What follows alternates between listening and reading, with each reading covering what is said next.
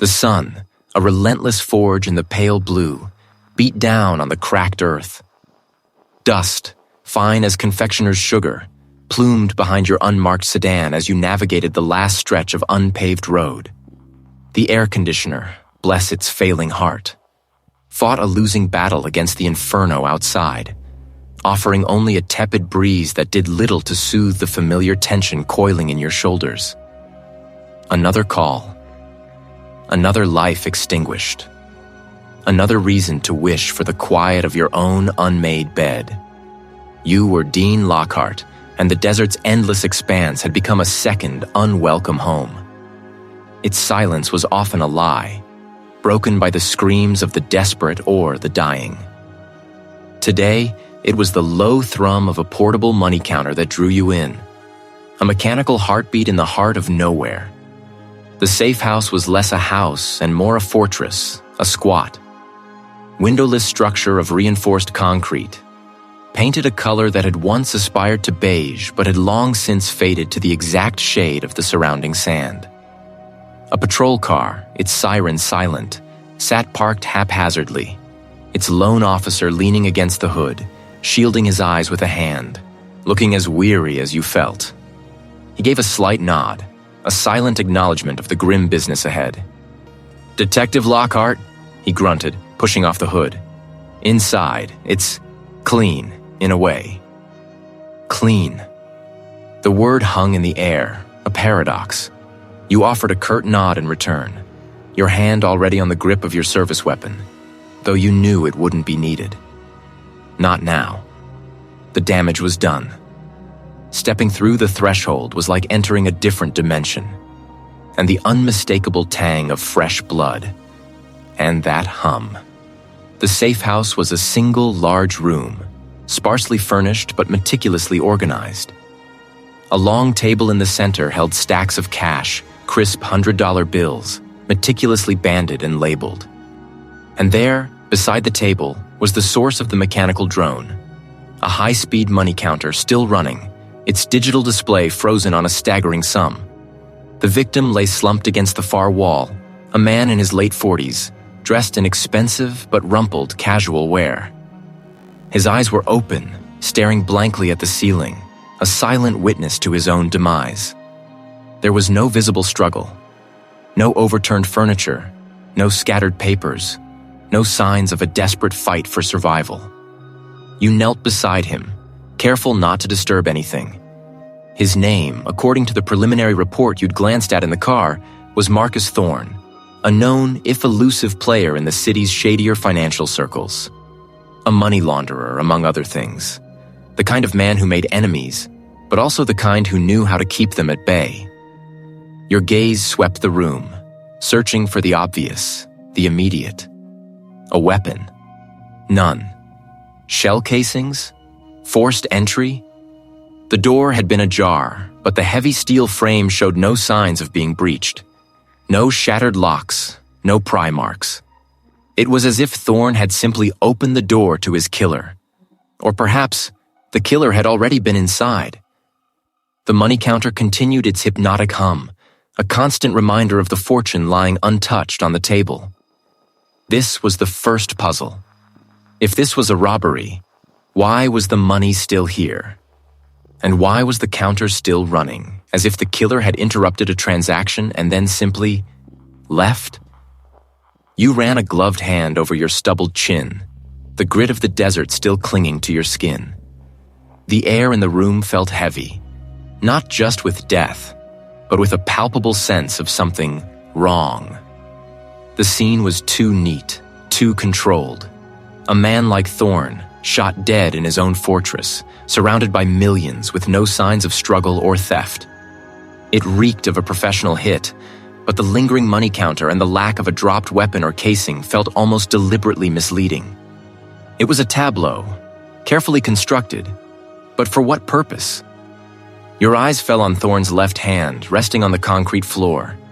His fingers were splayed, and nestled in the palm was a small, smooth, gray river stone, out of place in this sterile, high-stakes environment. A calling card? A taunt? Or just a random final detail? The running money counter, the untouched cash, the river stone. They felt like pieces of a jigsaw puzzle that belonged to different sets, forced together with brutal intent. This wasn't just a simple execution. This was something else entirely. You stood over the neatly stacked piles, the scent of dust and stale air thick in your nostrils. The randomness gnawed at you. A professional hit, yes, but with these strange, almost theatrical elements. It was all too precise, too deliberate for a simple rube-out. Anything jump out at you, Dean? Your partner, Detective Miller, asked, his voice a low rumble. He gestured vaguely at the scene. He had arrived shortly after you, his presence a steady anchor in the swirling chaos of the unknown. You shook your head, running a hand over the stubble on your chin. Everything, Miller. That's the problem. It's too clean, too loud. He wasn't robbed, he was displayed. Miller knelt, examining the victim's pockets, his movements economical. No wallet, no ID, just a burner phone, wiped clean, and a single. Unspent round of a very specific caliber in his left front pocket. He held up the bullet, its brass casing glinting dully. Not the one used to kill him either. Another theatrical flourish, another piece of the puzzle that didn't fit. A message, you mused, or a signature. Someone's playing a very elaborate game. The initial sweep of the safe house yielded little else. No forced entry, suggesting the victim knew his killer, or at least trusted them enough to let them in. No struggle, indicating surprise or overwhelming force. The desert outside stretched into an endless, indifferent expanse, offering no further clues. This wasn't a crime scene designed to be solved by forensics alone. It was a psychological battlefield. We need to identify him, Miller stated, rising. And then we need to dig into every corner of his life. This kind of setup doesn't happen to just anyone. Back at the precinct, the victim was quickly identified through dental records and a partial fingerprint match from an old minor arrest. Silas Thorne. The name rang a bell, a low hum in the city's underbelly. Thorne was a known quantity in certain circles. A fixer, a middleman, a man who facilitated large, illicit transactions, mostly involving cash and commodities. He moved with a quiet efficiency, never leaving much of a trace. A ghost in the system. His profile was clear, dangerous, connected, and operating on the fringes of legitimate society. A professional hit on Silas Thorne made perfect sense.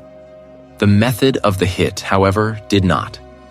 You and Miller began the tedious work of sifting through Thorne's known associates, financial records, and the few digital crumbs he'd left behind. His apartment, a sparsely furnished penthouse overlooking the city, was a study in minimalist luxury. Expensive, but devoid of personal touches. No photos, no books, no mementos. It screamed temporary residence. A place designed for utility, not living. He lived like he was always ready to disappear, Miller observed, flipping through a sterile ledger of encrypted bank accounts.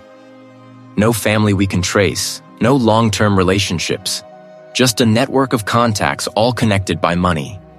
Days bled into nights as you chased down leads, interviewing shell-shocked associates who offered little more than platitudes and fear. Thorne was respected, feared, but not known. He was a transaction, not. The investigation felt like trying to grasp smoke. Then you found it. Tucked away in a hidden compartment behind a loose panel in the back of a desk drawer was a small, leather-bound notebook. It wasn't a ledger, nor a code book. It was a diary, meticulously kept, filled with elegant, precise handwriting. But what truly made you pause, made you call Miller over with a quiet urgency, wasn't the content, but the language. It was written entirely in ancient Greek. Miller's brow furrowed as he scanned the pages. Ancient Greek? Olivia Silas Thorne, the money launderer, was a classicist? You shook your head, a new, unsettling current running through the stagnant investigation.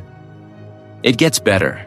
They were philosophical musings, intricate analyses of historical texts, and detailed observations on the subtle nuances of forgotten dialects. Further investigation into the diary's implied connections led you to a series of anonymous, substantial donations to a small, obscure academic society dedicated to the preservation of Hellenistic philosophy and literature. Not just donations, but regular scheduled contributions, far exceeding what one might expect from a casual patron.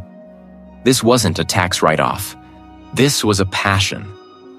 The image of Silas Thorne, the ruthless fixer, evaporated, replaced by a phantom scholar, a man who spent his nights wrestling with the intellectual giants of antiquity. It was a profound, jarring contradiction. The man who orchestrated brutal, efficient deals also nurtured a secret, deeply intellectual life, a world away from the violence that consumed him. "This changes everything," you murmured, the humming of the money counter from the desert safe house echoing in your mind. The theatrical elements, the precise details, the message. Someone didn't just kill Silas Thorne. They killed both Silas Thornes.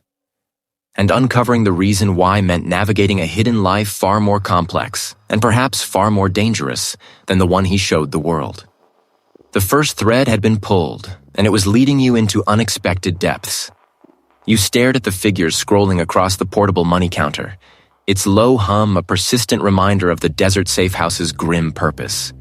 The scent of ozone from the machine mingled with the stale air, a testament to the hours you'd spent here. "This changes everything," you'd murmured, the theatrical elements of the first incident still sharp in your mind. The precision, the audacious display. It spoke of a mind far more calculated than a simple smash and grab. The sheer volume of cash, the way it had been meticulously stacked, almost presented, had been unnerving. It wasn't just theft. It was a statement, a grim piece of performance art. Your secure comm unit buzzed, a harsh intrusion into the quiet hum. It was Detective Hayes, his voice tight. "Dean, we've got another one. Different scene, but something about it feels off. You need to see this." Your gut clenched. "Another one?" you asked, already moving, grabbing your jacket. "Where?" Hayes rattled off an address, a high-end gallery downtown, a stark contrast to the desolate expanse of the desert. "On my way." The sterile white walls of the Pantheon Gallery felt worlds away from the dust-choked safe house. Uniformed officers milled around, their hushed tones a stark counterpoint to the vibrant yet eerily still modern art. The air here was thick with the scent of solvents and polished wood, not ozone and dust. You pushed through the cordon, your eyes scanning the scene. The victim, a renowned art dealer named Elias Thorne, lay slumped against a pedestal, his expensive suit rumpled. Not a single bullet wound or stab mark. He simply looked drained. The cause of death would be for the medical examiner to determine, but the lack of overt violence was striking. "What happened here?" you asked Hayes, your gaze sweeping the room. "Nothing taken, no forced entry, just Thorne." Your eyes landed on the pedestal beside the victim. A single, intricately carved jade elephant, no bigger than your fist, sat prominently displayed. It wasn't Thorne's usual style. He favored abstract expressionism. But it wasn't the elephant itself that snagged your attention. It was the small, almost imperceptible digital counter embedded in its base, silently ticking upwards. It looked like a miniature version of the one you'd found at the safe house. But instead of counting dollars, this one displayed a series of seemingly random numbers, rapidly changing. The theatricality, the subtle, almost taunting display of a counter, hit you like a physical blow. A different currency, a different stage, but the same signature. Your phone vibrated again, this time with a caller ID that made your jaw tighten. Director Albright. You stepped away from the immediate scene, answering with a clipped Dean. Albright's voice was smooth, too smooth. "Detective Lockhart, I understand you're at the Pantheon. Unfortunate business. Any immediate links to the desert incident? He didn't wait for your answer. Look, Dean, we're already stretched thin. The mayor's office is breathing down my neck about the desert case. They want a quick resolution, something definitive. A lone wolf, a disgruntled employee, anything. This new incident, it's complicating things. Director, with all due respect, I'm looking at a second victim, displayed with an identical, albeit miniaturized, digital counter. The modus operandi is screaming connection. This isn't complicating things, it's giving us a pattern. You could almost hear Albright's sigh. A jade elephant with a counter? Dean, that's a stretch. The desert incident was about a significant cash theft. This is a gallery owner, no apparent theft, a strange ornament. We can't afford to link unrelated incidents just because of a common prop. The public's already jittery. We need to calm things down, not escalate panic with talk of a serial anything. Dean, I need you to focus on closing the desert case. Find the money, find the perpetrator. This gallery incident, let the local precinct handle it. Unless you find something concrete, something undeniable, by end of day tomorrow, I'm assigning a different team to the desert. We need a win, Dean, and we need it fast. The line went dead before you could argue further. The implicit threat hung in the air. Fall in line or fall out. You stood there, the weight of Albright's words pressing down on you. The hum of the money counter from the desert safe house seemed to resonate in your skull, now overlaid with the silent, insistent tick of the counter on the jade elephant. They wanted a quick, convenient narrative. They wanted to sweep the unsettling truth under the rug. But you'd seen the connection, felt it in your bones. Two high-profile individuals, two theatrical displays, two digital counters, each speaking a different language of value. This wasn't a coincidence. This was a message, evolving, becoming bolder. The killer was adapting, taunting, and now the system itself was trying to blind you. They meant something. Everything meant something. Albright's pressure, the political maneuvering, it only solidified your conviction. You wouldn't be swayed. The truth was out there, hidden in plain sight, and you were going to find it, no matter how many complications arose or how much resistance you faced. The game had just escalated, and you were ready to play. You walked back to the jade elephant, your gaze fixed on the rapidly changing numbers. Everything meant something, about the unseen hand that moved the real money. The portable money counter hummed a monotonous tune, spitting out crisp stacks of hundreds. No digging, no questions, just a clean ledger. But the numbers dancing across the jade elephant's small recessed screen weren't the simple running total. That was on the primary counter. These were different. A sequence of 5 digits, flashing intermittently, appearing after every 1,000-bill batch had passed through the main machine, then vanishing, only to reappear with the next batch. They weren't checksums, not error codes you recognized, and certainly not part of the standard operating procedure for this model of high-end portable counter. You leaned closer, the desert air still and thick even inside the safe house. The jade felt cool beneath your fingertips. It wasn't just a decorative piece. It was a bespoke interface, a secondary scanner wired into the portable counter's core. Only someone looking for it would know, and only someone looking for something specific would build it. Your mind drifted back, sifting through the years, through the stacks of files you'd been told to forget. Albright's warnings about unnecessary curiosity were a dull ache at the back of your skull, but the itch was too strong. You remembered a case, years ago, a financial collapse in the Baltic states, deemed a simple market correction. You'd been a junior analyst then, poring over digital ledgers, flagging bizarre, recurring 5-digit sequences embedded in transaction IDs that seemed to have no logical place. They were dismissed as system glitches, phantom data, a result of corrupted servers. Albright had shut down your line of inquiry with a curt, almost aggressive finality.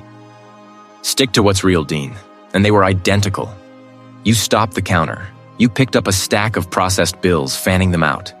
You ran them through again, this time activating a diagnostic mode you'd discovered years ago on a similar counter, a hidden feature meant for engineers, not users. It was a tedious process, cycling through settings, watching the screen for any deviation, however minor. On the third pass, a faint red indicator flickered. Not a counterfeit alert. Something else. The counter was detecting a specific anomaly. You pulled out a single bill, holding it up to the UV light integrated into the counter. Most security features glowed, but this was different. Along the faint blue security thread embedded in the bill, there was another, almost invisible filament. A shimmering, almost iridescent strand that pulsed with a faint, ephemeral green under the UV light. It wasn't a government-issued security feature. It was a proprietary marker, a ghost thread, among the glitches in the data. A forensic report, one you'd kept hidden, mentioned a peculiar, unexplained chemical residue found on a small percentage of physical currency recovered from the collapsed corporation's vaults. The report had been inconclusive, filed away. But the description matched. An iridescent trace, detectable only under specific UV frequencies, designed to be missed by standard banking equipment. This wasn't a glitch. This was a signature. A way to track specific batches of illicit funds, a clandestine accounting system for a vast hidden network. And the 5-digit sequences on the jade elephant? They weren't random. They were batch identifiers keyed to these ghost-threaded bills. The implications hit you like a physical blow. The Baltic Corporation hadn't simply collapsed. It had been systematically drained. And the money, marked with this same ghost thread, had simply vanished, only to resurface here, in this desert safe house, being counted by you. This wasn't just dirty money. This was the lifeblood of something far larger, far more organized. The ghost thread, the unique numerical sequences, the sheer volume of cash. It all pointed to one entity, Ares Global, a multinational conglomerate, seemingly legitimate, with holdings in everything from energy to logistics, technology to resource extraction. They were a corporation, yes, but one that operated with the impunity and ruthlessness of a sovereign power. You had just defied direct orders and stumbled onto their financial signature. The safe house, once a neutral space, now felt like a cage. The humming counter, the piles of money, the desert stretching endlessly outside. They were no longer just elements of a job.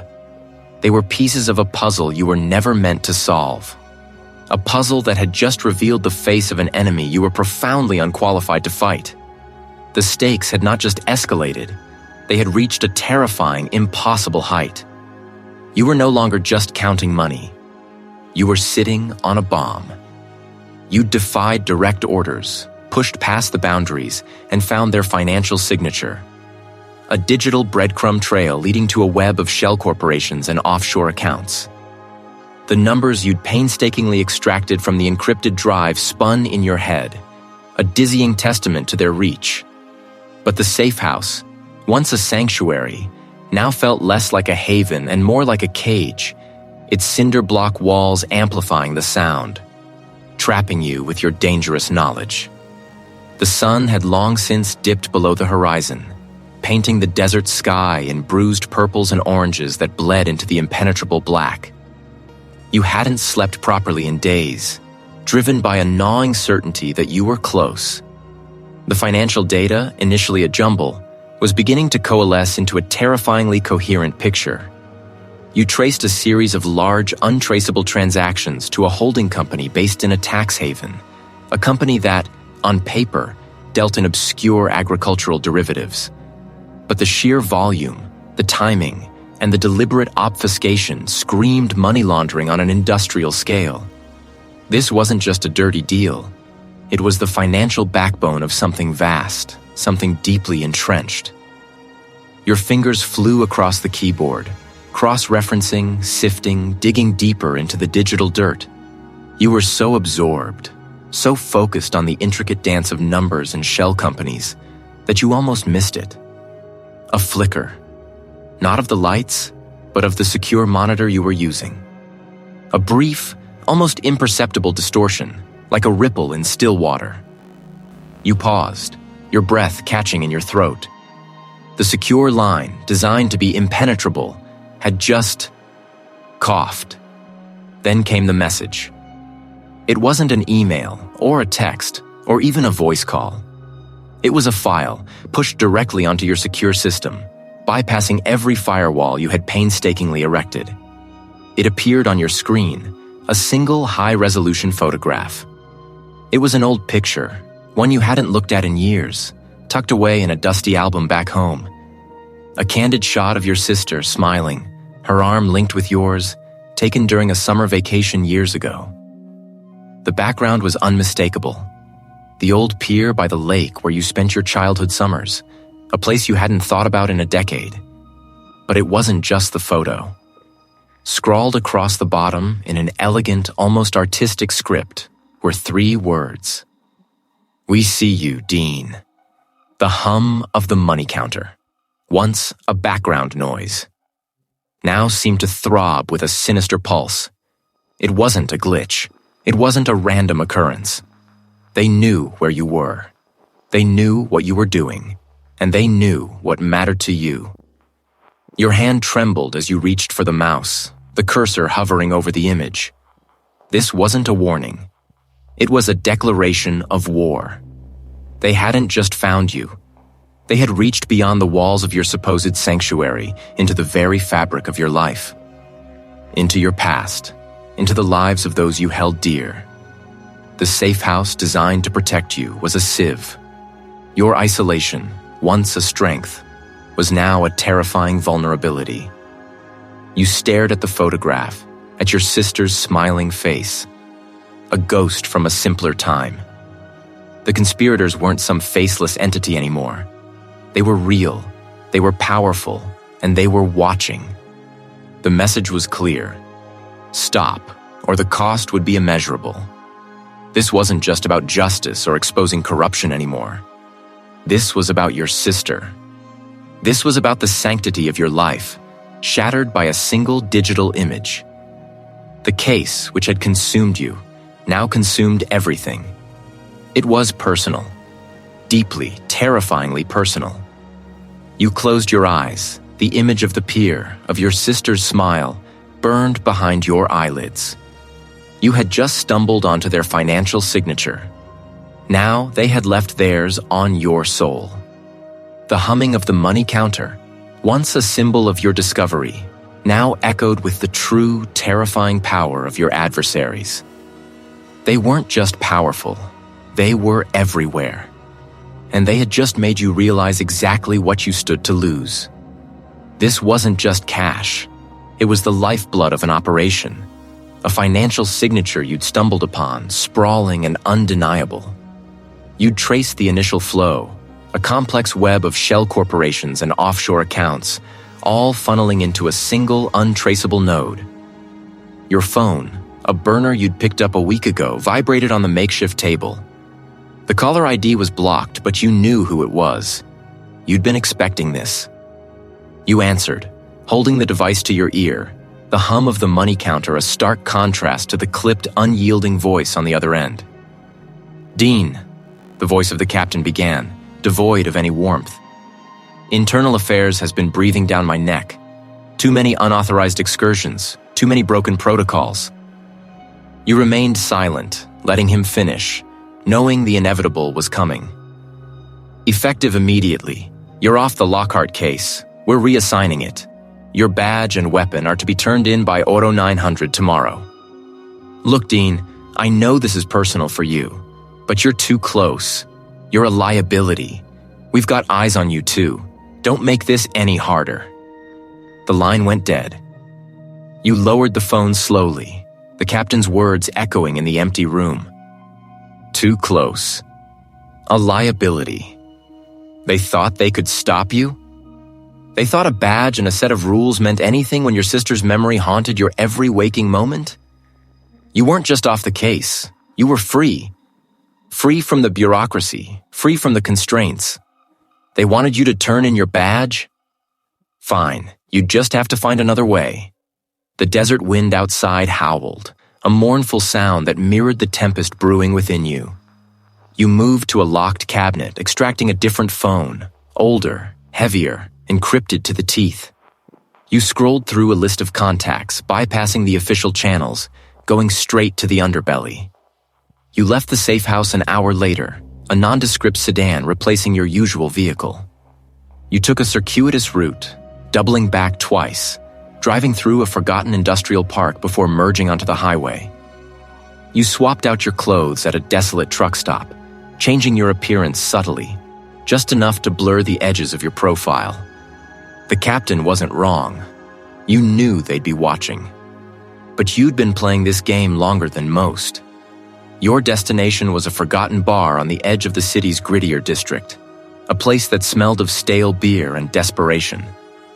Inside, nestled in a back booth, was the Fixer. He was a man with eyes that had seen too much and a network that stretched into every corner of the city's underworld. He was also an old friend, a relic from a past life you rarely acknowledged. He looked up as you approached, a faint, knowing smile playing on his lips. Dean Lockhart. Thought you'd be in cuffs by now, or promoted. He gestured to the seat opposite him. Heard you've gone rogue. Took you long enough. They took me off the case, you stated, sinking into the worn vinyl. Said I was too close. And you, naturally, decided that meant you were just getting started. The Fixer chuckled, a dry, raspy sound. What do you need? A new identity? A one-way ticket to a country without extradition? Information, you said, pushing a folded printout across the table, the financial signature condensed onto a single page. This is their money trail. I need to know where it leads, who's touching it on the ground. Every single dirty dollar. The Fixer picked up the paper, his eyes scanning the complex flow of numbers and names. This is big, Dean. These aren't street-level thugs. This is organized, sophisticated. You're talking about stepping into a viper's nest. My sister, you said, your voice low, was in that nest. I don't care how many vipers there are. He met your gaze, a flicker of understanding passing between you. All right, but we do this my way. No heroics, no uniforms. You're a ghost. They'll be looking for you, Dean. Every move you make will be scrutinized. I know, you replied, a grim nod. That's why I came to you. The Fixer leaned back, his eyes narrowing thoughtfully. This financial signature, it's a key, a blueprint. There's a middleman, a ghost in the machine, who handles these transfers locally before they vanish offshore. He's known as the Ledger. If we can find him, we can unravel this whole mess. He pulled out a worn notebook, scribbling a few notes. First, we need to shake your tail. They'll be expecting you to go loud, to hit the usual informants. We'll do the opposite. We'll disappear. You spent the next few hours moving through the city, a phantom dance. You and the Fixer navigated crowded markets, slipping through alleyways, changing vehicles multiple times, using public transport, and even a brief, disorienting trip through a labyrinthine underground tunnel system that only a handful of people knew existed. Each step was calculated, each turn a deliberate misdirection. The constant surveillance was a silent pressure, a phantom presence you could almost feel. But with the Fixer's guidance, you were beginning to master the art of vanishing. The hum of the portable money counter was the only consistent sound in the desert safe house, a low, rhythmic thrum against the vast, silent expanse outside. You and the Fixer had arrived hours ago, the city's electric pulse slowly fading from your senses as the Jeep ate up the miles of desolate highway. This place was a ghost in the landscape, a single-story structure of reinforced concrete, blending seamlessly with the ochre-toned earth. Inside, it was Spartan. A sturdy table, a few chairs, a bank of monitors glowing softly in the dim light, and the omnipresent counter, still ticking off imaginary zeros from some phantom pile of cash the Fixer was perpetually anticipating. The phantom dance through the city had yielded more than just a clean escape.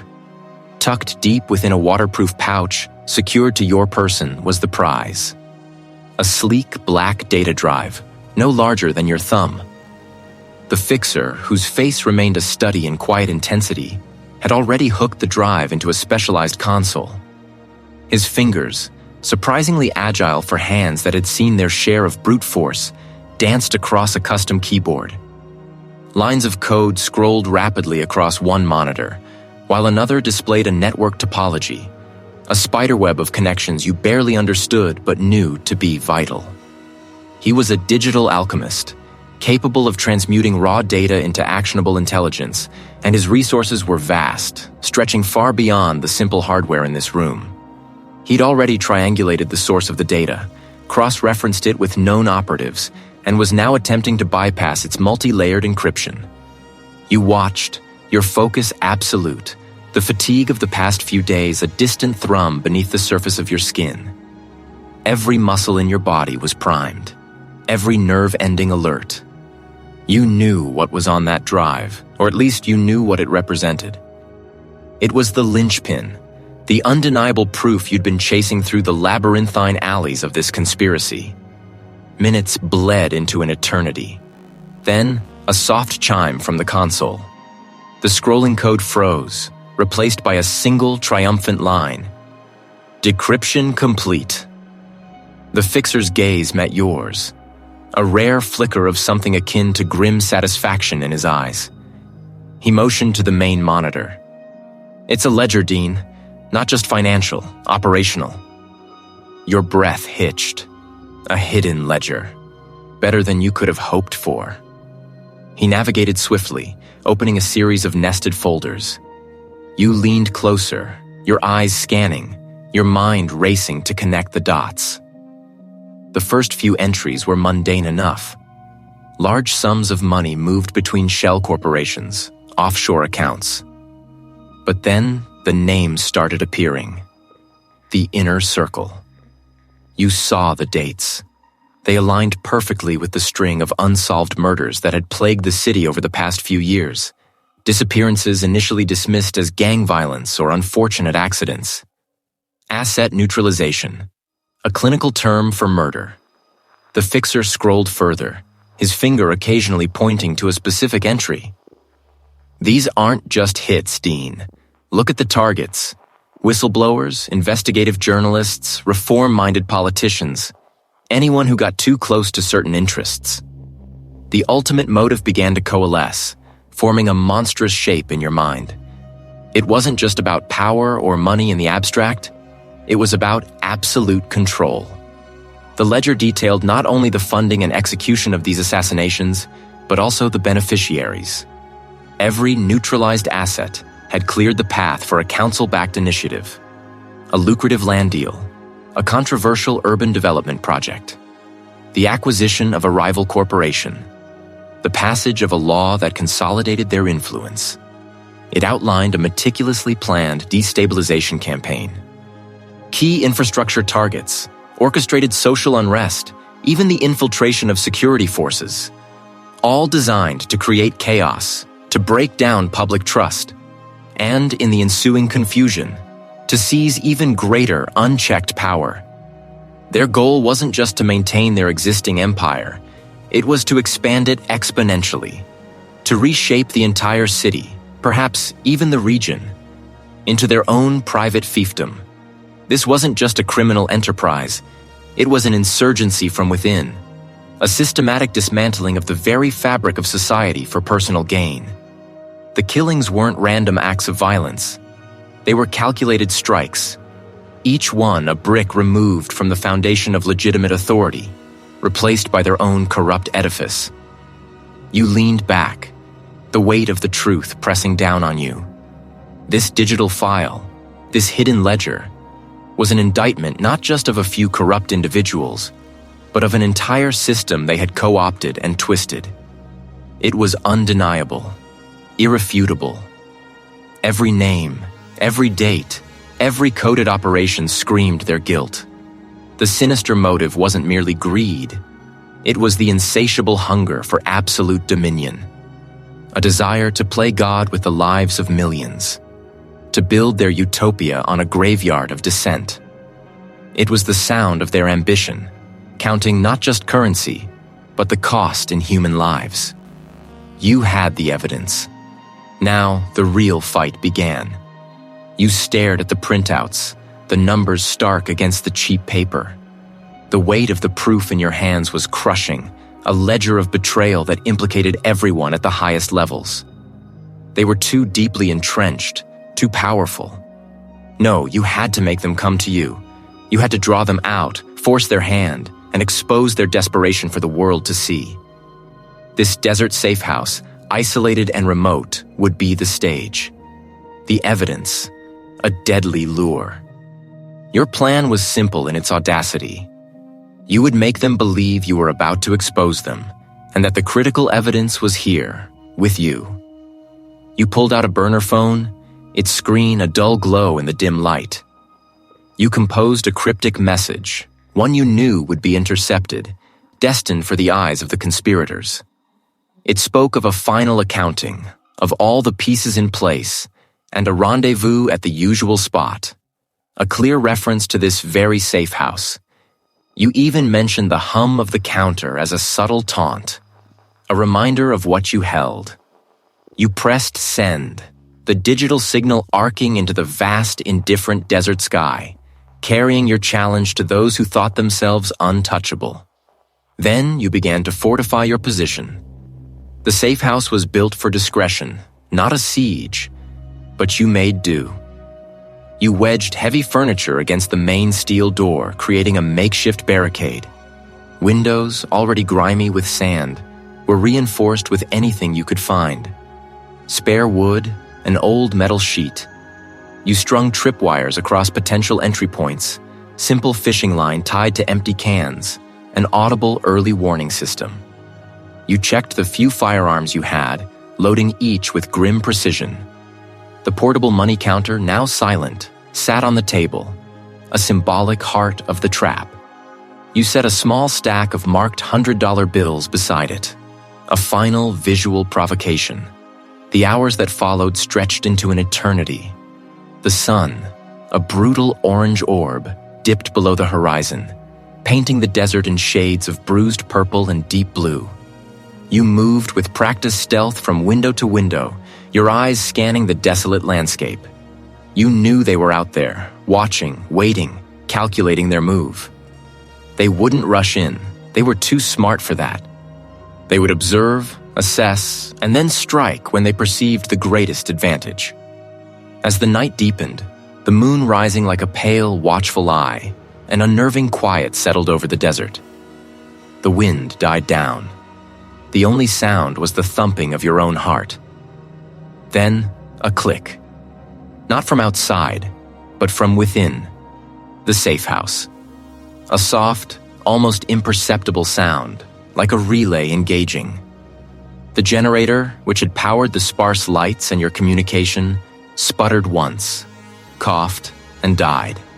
The sudden, absolute blackness was a punch to the gut. Your carefully laid plans, your vantage points, your tripwires, all rendered useless in an instant. They hadn't come through the front door. They hadn't even approached your visible perimeter. They had disabled your power, and with it, your ability to see, to warn, to escape. This wasn't a frontal assault. This was something far more insidious. You fumbled for the tactical flashlight on your belt, but before your fingers could close around it, a faint rustle came from behind you, from the direction of the supply closet you'd barely glanced at. A scent, too, subtle but distinct, like ozone and something metallic. You spun around, weapon already raised in the pitch black, but it was too late. Another hand clamped over your mouth, stifling your cry. The weapon was expertly wrenched from your grasp, clattering uselessly to the floor. The trap you had so meticulously laid had been turned on its head. The conspirators, it seemed, had always been one step ahead. A powerful arm snaked around your neck, pulling you back against a solid, unyielding chest. The air left your lungs in a strangled gasp, your weapon still raised, uselessly, in the pitch black. You drove your elbow back, a sharp, practiced blow aimed at the solar plexus, feeling a grunt of pain ripple through the arm clamped around you. It tightened, a vice grip on your windpipe. Then, a click, and the harsh glare of a single utility lamp hanging precariously from the ceiling flooded the room. Two men held you, their faces grim, professional, and utterly devoid of mercy. Your gaze swept past them, snagging on the makeshift table in the center of the room. The portable money counter still hummed its monotonous tune, a steady stack of crisp bills piled beside it, the conspirators' ill-gotten gains. And then, you saw him, slumped against a stack of empty crates in the corner, eyes wide and unseeing, was Leo. Your contact, the man who was supposed to be your eyes and ears, the local who knew these desert trails like the back of his hand. He hadn't even had a chance. The conspirators had been waiting. This wasn't just a trap. It was a massacre. The man behind you shifted, his grip momentarily loosening as he prepared to deliver a blow. It was all you needed. You spun, using the momentum of his shift, driving your heel back into his shin. A yelp of pain, and his hold faltered. Your left hand shot up, grabbing the arm around your neck, twisting it savagely. He roared, releasing you, stumbling back. In the same fluid motion, your right hand, still clutching your weapon, swung in a wide arc, the heavy butt connecting with the jaw of the second man who was already moving in. He dropped like a stone, a sickening crack echoing in the suddenly silent room. The money counter's hum now a deafening drone. The tall figure in the doorway, the apparent leader, barked an order. Don't let him get to the door. You didn't wait. The first man, recovering, lunged, a glint of metal in his hand, a combat knife. You sidestepped, letting his momentum carry him past, then slammed your knee into his kidney. As he doubled over, you twisted, snatching a handful of the fine desert sand from the floor, throwing it directly into his eyes. He screamed, rubbing frantically at his face, temporarily blinded. "The lights!" the leader yelled, but it was too late. You didn't need the light. You knew the layout from Leo's hurried diagram. The back door, the one leading to the open desert. You lunged towards it, weaving through the crates and empty jerry cans, the portable money counter's hum a bizarre soundtrack to your desperate sprint. A shot rang out, chipping plaster from the wall beside your head. The leader. He was faster than you anticipated. You ducked behind a stack of supplies, the heavy scent of diesel and stale food filling your nostrils. Another shot, tearing through a sack of flour, sending a white cloud exploding into the air. He's going for the back. You heard the thud of heavy boots on the dirt floor, two men converging. Your weapon was still in your hand, but you were outmatched, outnumbered, and Leo's lifeless eyes were burned into your mind. You couldn't fight them all here. Not and survive. A narrow gap between two towering stacks of crates was your only path. You squeezed through, scraping your shoulder, the sound of their pursuit hot on your heels. Ahead, the back door, a sliver of weak moonlight showing beneath it. Just as you reached it, a powerful body slammed into you from behind. The first man, the one you'd blinded, had recovered enough to track you. You both went down in a tangle of limbs, your weapons skittering across the floor, out of reach. He was bigger, stronger, fueled by anger. His hands were on your throat, squeezing. You bucked, trying to throw him off, but he held fast. Through the haze of oxygen deprivation, you saw the leader approaching, a pistol raised, aiming for your head. This was it. No, not like this. With a final surge of adrenaline, you twisted, your knee coming up, not for his groin, but for his chest, a powerful upward thrust. He grunted, his grip loosening just enough. You rolled, scrambling away, your hand blindly searching for anything. Your fingers brushed against something metallic. The portable money counter. In a move born of pure desperation, you hauled it up, the unexpected weight giving you leverage, and swung it.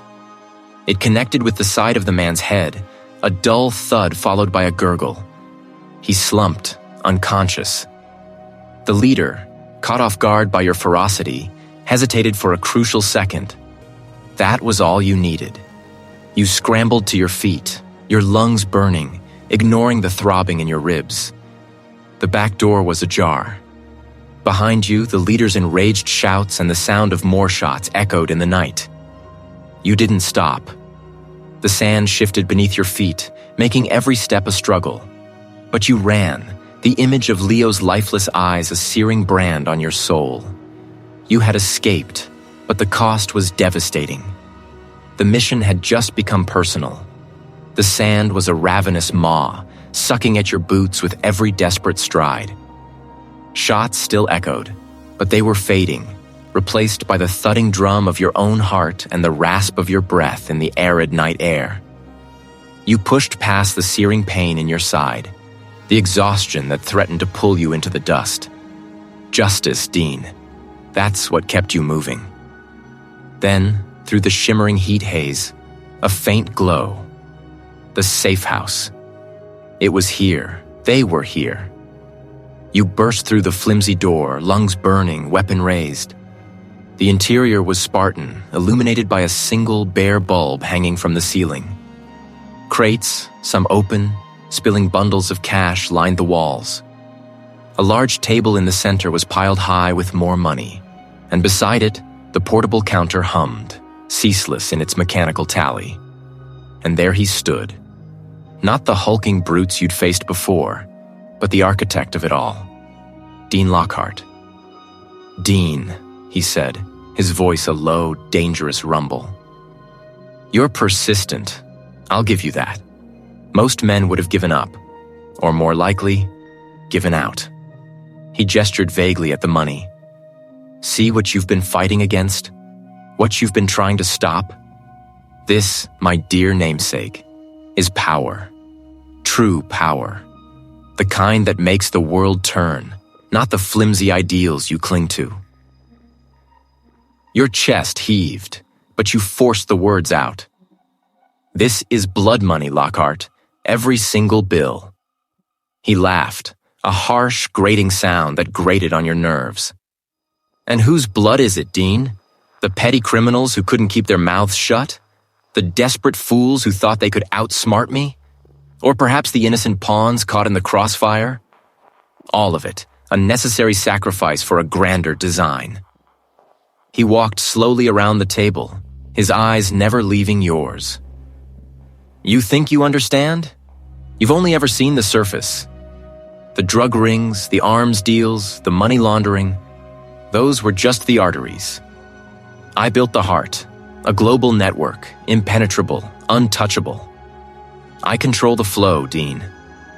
You were a loose thread, a nuisance. I gave you every opportunity to walk away, to disappear, but you just kept pulling. And now you've pulled yourself right into the center of the web." He raised his pistol slowly, deliberately. "And spiders, Dean, protect their webs." A sudden movement. Your instinct screamed. He didn't fire. Instead, he swept his arm across the table, sending stacks of cash flying, revealing a hidden compartment. From it, he produced a second weapon, a compact automatic rifle, and brought it to bear. "Overwhelming odds, Dean? Yes, always, that's the point." You dove, rolling behind a stack of crates as a burst of automatic fire ripped through the air, tearing into the wood where you'd stood moments before. Splinters rained down. The portable money counter, oblivious, continued its rhythmic count. He wasn't just a schemer. He was a trained killer. You returned fire, but your pistol felt like a toy against his rifle. You were outmatched, outgunned, and running on fumes. "This is where it ends, Dean," his voice boomed, echoing in the confined space. "Your quixotic quest for justice dies here, in the dust, with all your friends." The mention of your friends, of the sacrifices, ignited a fresh surge of adrenaline, burning away the fatigue. You wouldn't let them die in vain. You wouldn't let him win. You saw an opening. A brief hesitation as he reloaded, his eyes scanning for your position. It was a fraction of a second, but it was all you needed. You burst from cover, not firing, but charging. Your pistol became a blunt instrument. You slammed it into the side of his head with all the force you could muster. The blow staggered him, his rifle clattering to the floor. He roared, regaining his footing instantly, a feral glint in his eyes. He lunged, a powerful fist connecting with your jaw, sending a shockwave through your skull. You tasted blood, the metallic tang sharp on your tongue. You went down, but not out. He was on you in an instant, a knee pressing into your chest, pinning you to the gritty floor.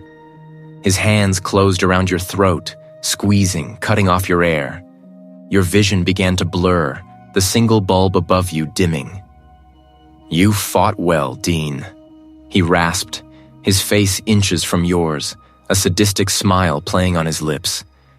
But this is my world, and in my world, there's only one victor. Your fingers scrabbled at his wrists, but his grip was unyielding. The portable money counter continued its relentless count, a soundtrack to your impending death. You wouldn't let it end like this, not after everything. It was heavy, solid. Your last chance. You brought it up, blind, with every ounce of strength you had left. Your fingers scrabbled at his wrists, but his grip was unyielding. Desperation, raw and primal, surged through you. You twisted, a desperate animalistic lurch, your knee connecting with his groin. A sickening thud, a gasp, and his grip momentarily loosened, just enough. This was your chance. You headbutted him, not clean, but enough to make him reel, a grunt of pain escaping his lips. He stumbled back, clutching his face, momentarily disoriented. You didn't hesitate. Using the momentum, you drove him against the steel wall of the safe house, pinning him.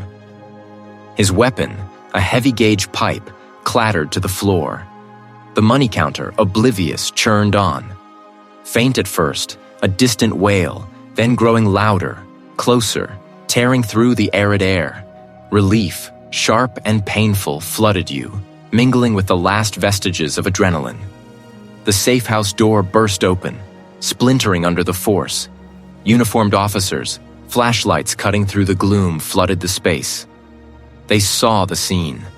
The mountains of cash, the relentless money counter, your assailant pinned against the wall, and you, battered and bruised, but standing. He was quickly subdued, cuffed, and led away. The money counter, still running, became an irrefutable testament. The detective, your former partner, stepped forward, his face grim, offering a nod that spoke volumes. The nightmare was over, but the aftermath was just beginning. Yet, the deeper wounds were internal, already festering. The endless interrogations by internal affairs, the relentless media frenzy, the public dissection of your actions. You were a hero to some, a rogue agent to others, a cautionary tale for all. Your career, built on integrity, was now a case study in controversy. The suspension came swiftly. Your badge, your gun, your very identity, stripped away pending review. You felt exposed, vulnerable, an empty shell. The system you had dedicated your life to, the one you had fought to protect, had turned on you, even as you had saved it from itself. The revelation sent shockwaves through the department. High-profile arrests, forced resignations, reputations shattered.